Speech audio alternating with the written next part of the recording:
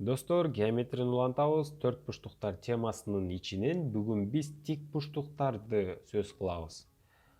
Тик бурчтуктар мурунку темаларга караганда аябагандай жеңил, касиеттери дагы ушунчалык аз. Эгерде ал касиеттерди жакшыраак колдонсок, мурунку үч бурчтуктар бурчтарды да жакшыраак өздөштүрсөк, анда бул темадан эч кандай көйгөй жаралбашы керек. Анда улантабыз. Каалагандай бир тик бурчтук берилсин. Анын биринчи касиети эмне? Анын биринчи касиети алардын бурчтарында. Эгерде кандайдыр бир төрт бурчтуктун бардык бурчтары 90 градустан болсо, анда ал геометриялык фигура тик бурчтук деп аталат. Бул биринчи касиети. Түшүнүктүүбү? Бардыгы 90 градустан болсо, анда бул тик бурчтук деп аталат. Эгерде параллелограмдын бурчтары деле 90 градус болсо, ал параллелограмм боло алат. Мисалы, бул азыр параллелограмм боло алат. Эгерде жактары бири-бирине барабар болуп калса, анда ал квадрат дагы боло алат, ромб дагы боло алат, чыгылып укмуш бир жөндөмдүү геометриялык фигура экенин түшүндүк. Тик бурчтуктар. Эми экинчи касиетин карайлы. Экинчи касиети бул анын диагоналдарында. Диагоналдары бири-бирине барабар. Мисалы, бул жактагы диагонал, бул жакта сызык бир чекитте кесилишип атат деп коелу. Ушул кесилишкен чекит эки сызыкка бөлөт, ал сызыктар бири-бирине барабар болот. Бул жакта азыр 4 сызыктын бири-бирине барабар болот. Параллелограммдын айырмасы эмнеде? Бул тик бурчтук менен. Макул, мен параллелограмм чейин бул жака. Мынакей, аракет кылдым түп кылып чейгенге. Анан кийин ал жакка деле диагоналдар берилсин. Ооба, мен айткам, бул деле бир чекитте кесилишет. Ушул чекит диагоналды тең экиге бөлөт. Башкача айтканда, сызыктар бири-бирине барабар болот. Анан бул сызык менен бул сызык. Байкала достор, мен бул жакта баарын тең окшош белги менен белгиледим, а бул жакта ар кандай белги менен белгиледим. Себеби бул сызык менен бул сызык бири-бирине барабар боло алат. А бул сызык менен бул сызык бири-бирине барабар боло албайт. Бул узун болуп турбайбы, көрүп атпайсыңар, а бул кыска болуп турат.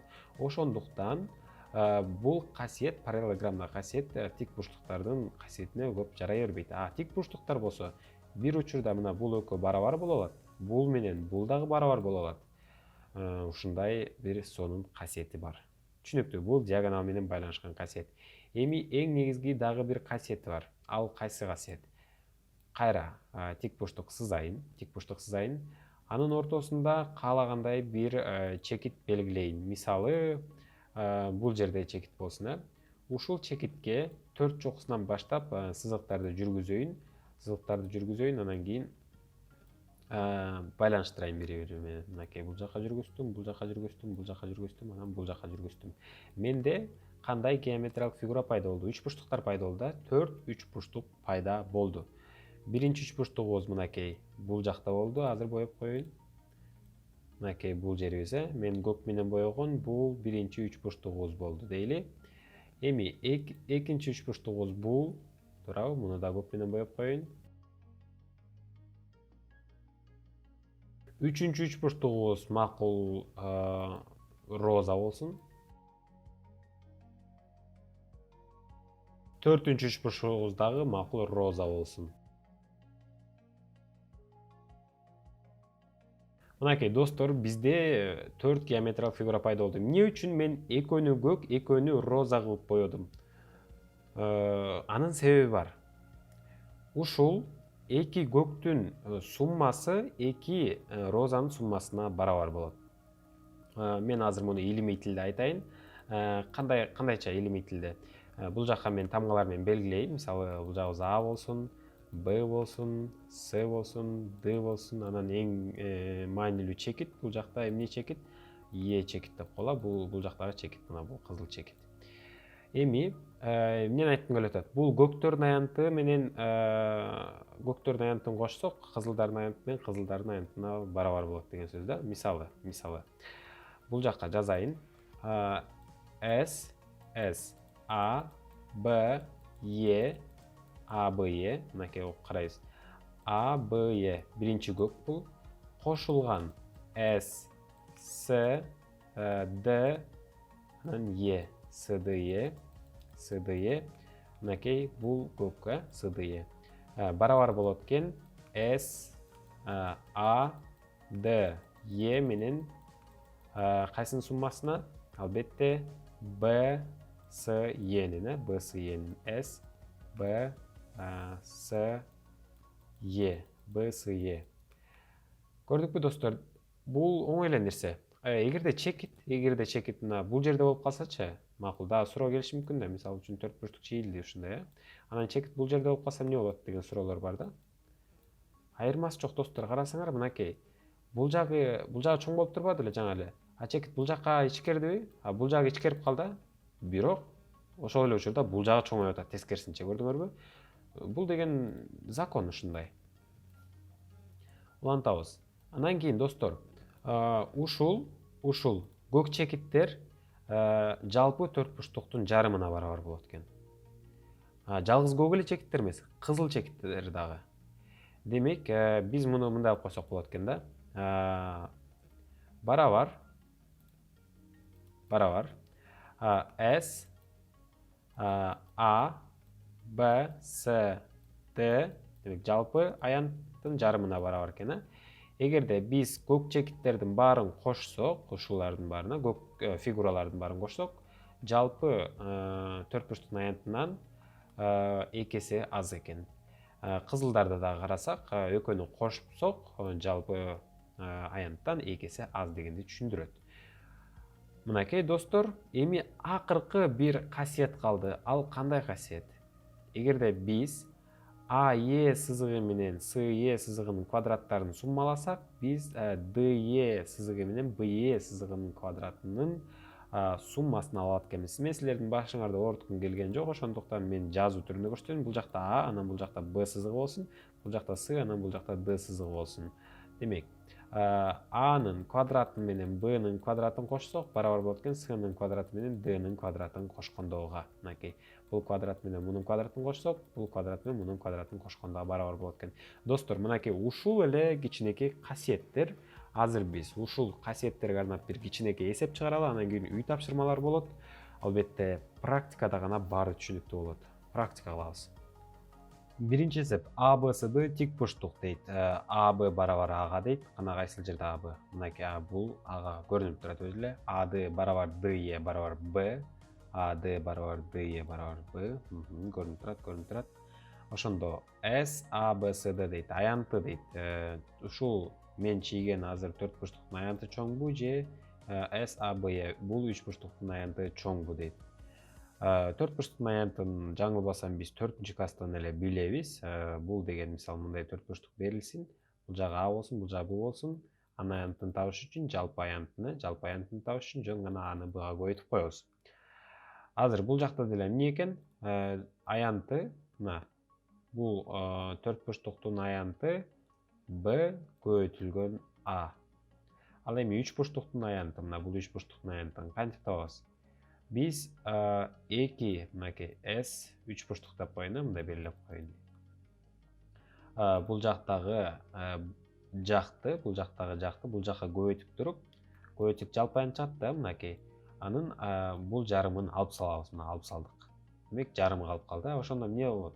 B плюс B, анткени бул узун жагы чыгат да, Бга Бны кошсок. Бга Бны кошсок 2B болот, 2B көбөйтүлгөн A, анан жарымын алып салабыз, бөлүнгөн 2. Бул менен 2 менен 2 кыскарат, демек 3 бурчтуктун аянты деле B көбөйтүү A экен. B көбөйтүү A. Ошондо экөө бири-бирине барабар деген жыйынтыкка келдик. Асы перпендикуляр DE'ге дейт. AE барабар 3. Түшүнүктүү. AE барабар 3 экен. Мынакей AE, анан кийин E'си барабар 12ге бул деле көрүнүп турат. Ошондо бизге SABE'нин аянты канча дейт? Бул фигуранын аянтын сурап атат. Анан периметри канча дейт ошол фигуранын. Макул, аракет кылып көрөлү. Бизде эмне белгилүү? Бизде деген Евклидтин формулаларында үч бурчтуктардын касиетинде эгерде тик бурчтуу үч бурчтукка, тик бурчтук мынакей, тик бурчтуу үч бурчтук болуп турат бул жерде. Бийиктик жүргүзгөн болсо, ал бийиктиктин квадраты бул жер менен бул жердин көбөйтүндүсүнө барабар. 12 көбөйтүү 3. H-тын квадраты барабар 36, анда H барабар канча? Тамыр асты 36 туурабы? Себеби эки жактын тамырга киргиздик да. Анан бул менен бул кыскарып кетти. Тамыралуу 36. Ал тамыралуу 36тан бизде 6 чыгат. H барабар 6га экен. Жазып коеюн бул жакка унутуп калбаш үчүн. H 6га барабар экен. Эң жакшы, эң жакшы. Эми биз үч бурчтуктун аянтын таап көрөлү. Бул жактагы аянтты табыш үчүн мынакей негизи менен бийиктигин көбөйтүп туруп 2ге бөлүп койчубуз үч бурчтуктун аянтында. S жарым деп коеюн. Эмне үчүн жарым? Себеби азыр мен ушул аянттын баары мынакей бул үч бурчтуктун аянтын тапсам, мен деген жалпы төрт бурчтуктун аянтын жарымын тапкан болом да. Ошондуктан S жарым деп атам. S жарым барабар эмне болот? Бийиктик көбөйтүлгөн негизи. Негизи канча? 15 да. Негизи 15. 3 кошулган 12, 15 бөлүнгөн 2ге барабар. Демек, бул жактан бул менен бул кыскарат. 6-ны 2ге бөлсөм 3, 3-тү 15ге көбөйтсөм, менде барабар чыгат канча? 45 болот. 45ге барабар. Демек, жалпы аянт мына могул жактагы 45ге барабар болду.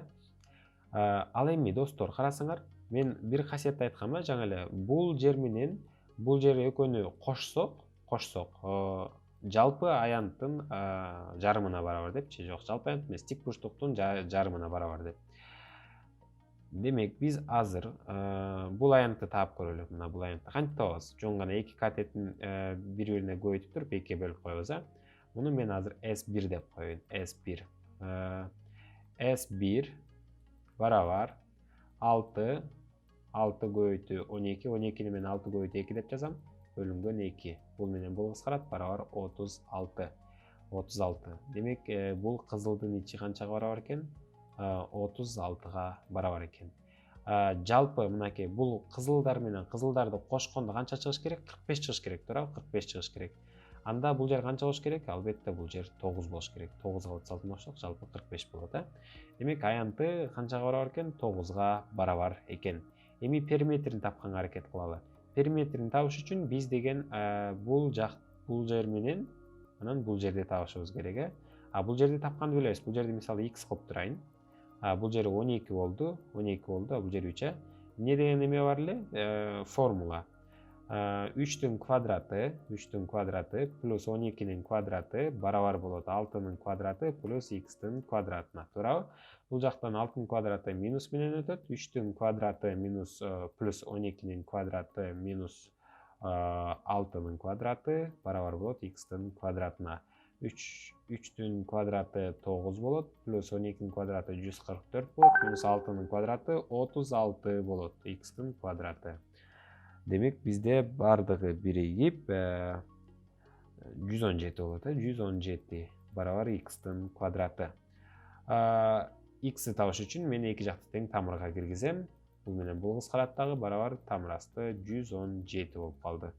Ал эми тамырасты 117 деген бул 9 көбөйтүү 13, туурабы? 9 көбөйтүү 13 x барабар.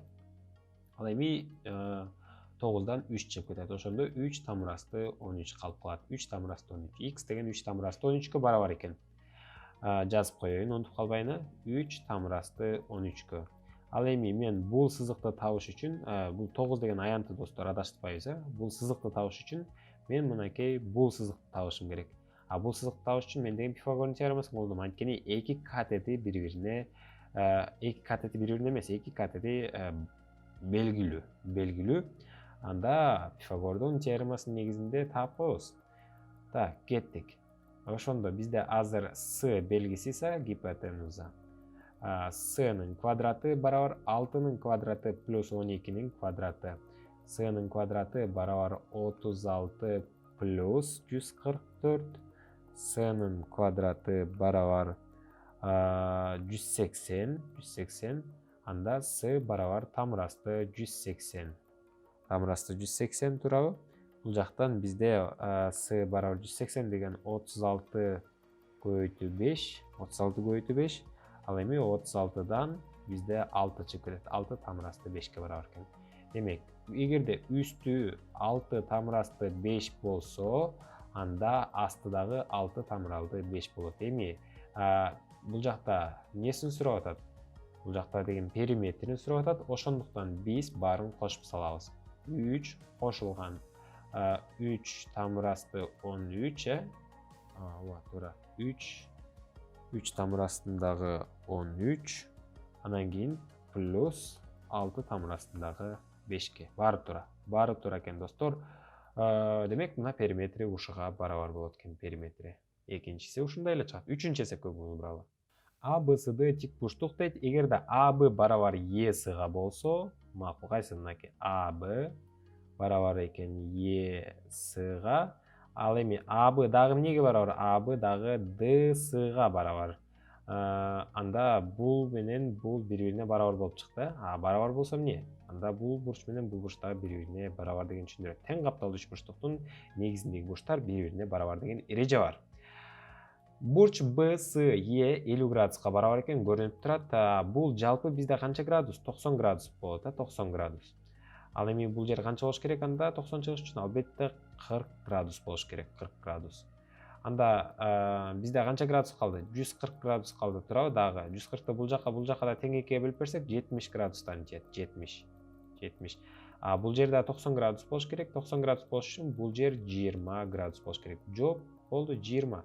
Бизге деген бурч АДЕни сурап аткан. АДЕ. Мынакей бул жерде бурч АДЕ табылды. 20 градуска барабар.